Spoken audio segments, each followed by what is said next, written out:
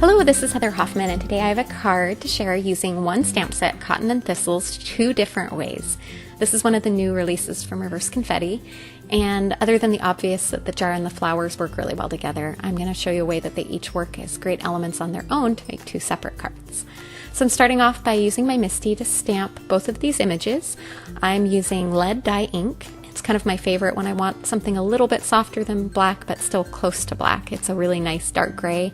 But it's just a slightly softer look than a direct black, like using the midnight dye ink or anything like that. Now I'm going to separate these to make 2 separate cards. And I've already die cut crisscross cover panel from sand cardstock. And I want to mount it on my card base that I've created with stone cardstock. And I'm using just a liquid adhesive glue, and I'm just adding some little tiny dots behind there. And I'm going to set one of my clear stamp blocks just to hold it in place until that glue dries just a little bit to make sure it's sturdy. I left the edges free so they would be floating free.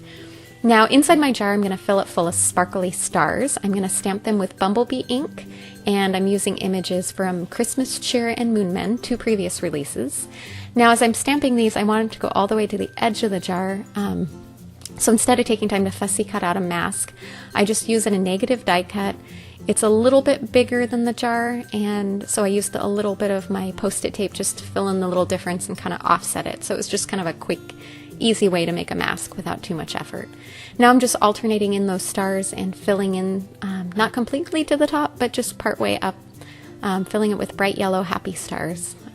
Just kind of a fun way to fit some, you can fill it with any small image like that. And there you can see the mask kept it all inside my image, which was exactly what I wanted. Now I'm going to die cut that with the coordinating dies, and I've pulled up a panel of pattern paper from the 6x6 Paper Play paper pad, and to add a little bit of interest, I die cut that panel with the stitched raised cover panel. It's really simple and neutral, but it just added a little bit of interest to it. And then I grabbed a sentiment from the same stamp set, the Cotton and Thistles, and I'm going to heat emboss it on a little bit of midnight cardstock, just in white. I use my embossing buddy to keep my embossing powder from sticking to other spots on the cardstock, and throw a little bit of white powder on there and heat emboss that. Now, both of these cards in real time, I didn't fully know what I was going to do when I started, and I was kind of figuring out as I went, and my final video was 22 minutes long, so start to finish and kind of figuring out what I wanted to do. That's how long it took to do both these cards. So they're really simple and easy. And I'm going to trim down this panel a little. The cover panels are the exact size of an A2 card, and I want a slight border from my white card base when I'm finished. So I just trim a little bit around all 4 sides, just a tiny bit, just to make it a little bit smaller than an A2 card base. So you can see the white border around the edges when I'm finished. And I'm going to mount that jar on with a little bit of foam tape. And I'm still holding off putting my sentiment on because I want to add a little bit of sparkle before I'm done. But I'm going to finish the other card a little further so I can add the sparkle to both of them at the same time. Now my crisscross cover panel has attached well to my card base, so I'm going to add a little bit of white paint splatters. You can see I use that box to protect my surface area, and this is just white acrylic paint that I've thinned down with a little bit of water. And by adding those splatters now, I can kind of set that aside, let that dry while I color my image. The acrylic paint dries really quickly, I found, at least in my climate here. Now I'm coloring this image in really soft, simple, neutral colors, using purple for the thistles, because that seems an appropriate color, and just a slightly off-white for the cotton, just to make them show a little, and then one simple green color to hit the leaves and the stems. And once I finish coloring that, I'm also going to die cut that with the coordinating dies so that it's ready to mount on my card base here in just a minute. Sometimes it's really nice just to use neutral, barely there colors. It makes the coloring really simple and just lets the card kind of pop. Alright, now before I attach that down, I'm going to grab some twine and kind of give the effect of a bundle of flowers tied together. So I'm wrapping that around several times and then tying it into a pretty bow to finish. I like the texture you get from the twine by doing that.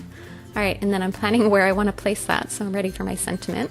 And adding some foam adhesive on the back of this as well, just to pop it up again for a little bit of interest.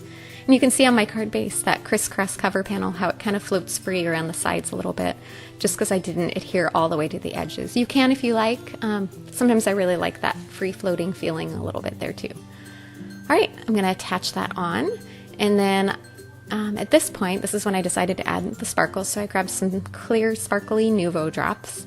I'm going to hit all those flowers just a little bit, just kind of fill in the tops of them, the cotton and the thistles. And then I started off on the jar, I was just going to kind of add dots on each of the stars individually. And right about the time I got to the end, I decided I didn't like that as much. So I just used my finger to kind of smudge it around so that it went up to the top and covered all of them and made the whole jar just look nice and sparkly.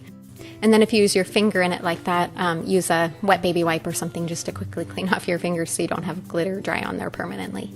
All right, I'm going to set that other one aside and let that glitter glue dry a little bit.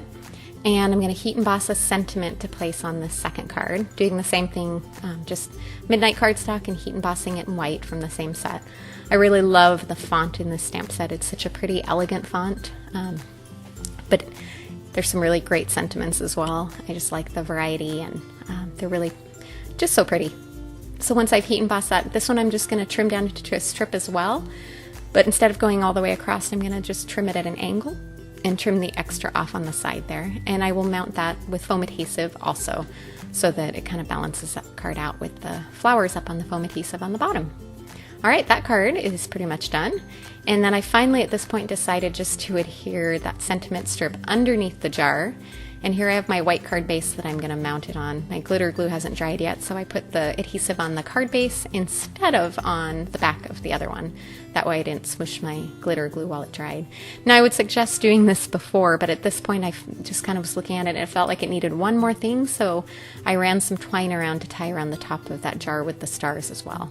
And carefully so that I didn't get glitter glue on my fingers or on the twine either. And then I like to put a tiny bit of glue behind the bow just to hold it in place where I want it. All right, thanks so much for coming by. I hope you enjoyed. Hope this inspired you to pull this stamp set out and try it some different ways. And have a wonderful day.